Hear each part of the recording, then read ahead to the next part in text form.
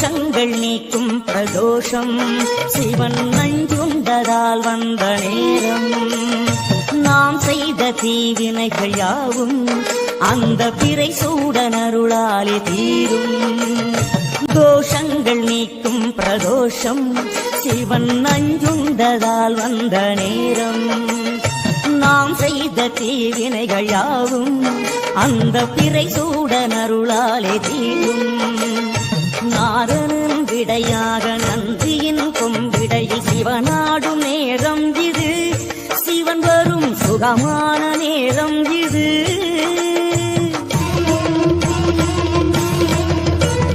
கருணாகரன் சுத்த சிவமானவன் கருணை பொழிகின்ற நேரம் இது வரம் தருகின்ற நேரம் இது